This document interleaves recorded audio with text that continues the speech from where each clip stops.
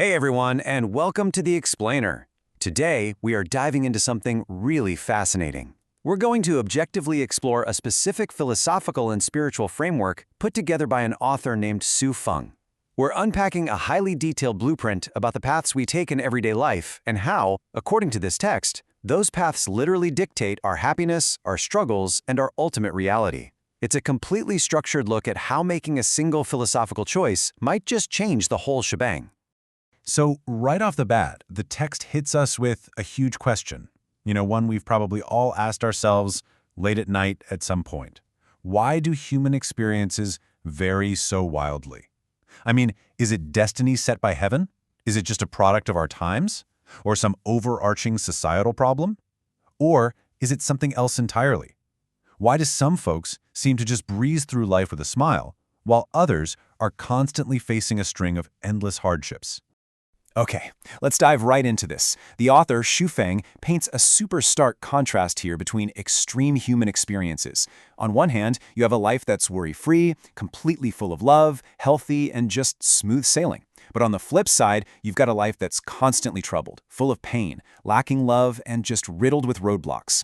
The framework we're exploring today basically attempts to give a definitive answer for why this massive gap exists, and more importantly, how we can actually bridge it.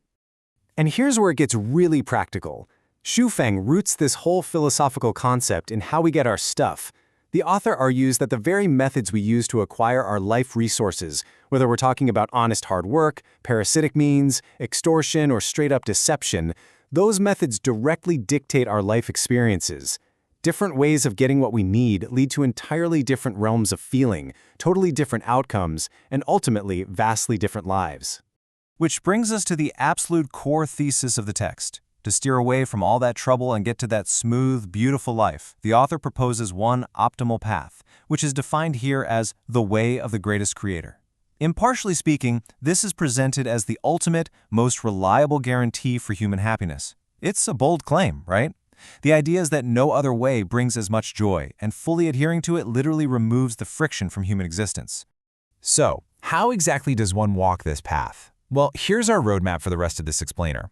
We've got Section 1, the core premise. Section 2, nature and no coercion.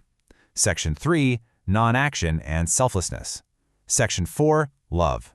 Section 5, faith. And finally, Section 6, the final choice. All right, Section 1, the core premise. Correlation between path and peace. This brilliantly illustrates the author's exact formula for life's friction. It's presented almost like a math equation. If your life is smooth and totally trouble-free, the text affirms you are always walking this way.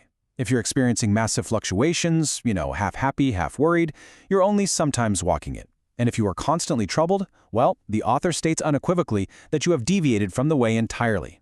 Your adherence to the path directly dictates your peace. Moving on to Section 2, nature and no coercion. Connotation 1.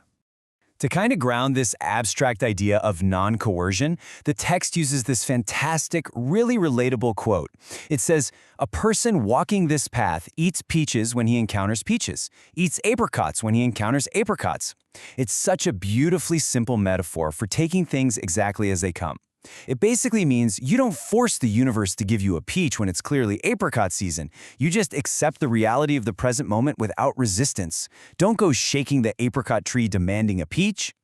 So, building on that metaphor, what does this actually look like in practice? To comply with nature means following predestined relations and taking advantage of opportunities naturally without forcing yourself or coercing anyone else. You literally let what comes, come, and let what goes, go. The author argues that balancing this, so neither over-pursuing with arrogance nor just giving up through laziness, will result in a life that's fundamentally free of massive ups and downs and heartbreak. Okay, Section 3, non-action and selflessness, connotation 2.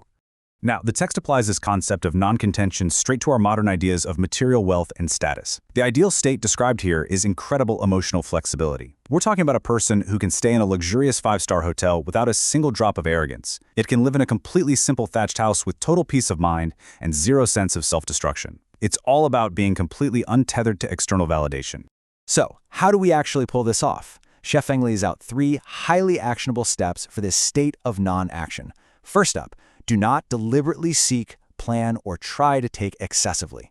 Second, be content with poverty and just enjoy the path itself, drinking from thousands of rivers but only taking a sip, as the text poetically puts it. And third, consistently put the interests of others and the public ahead of your own.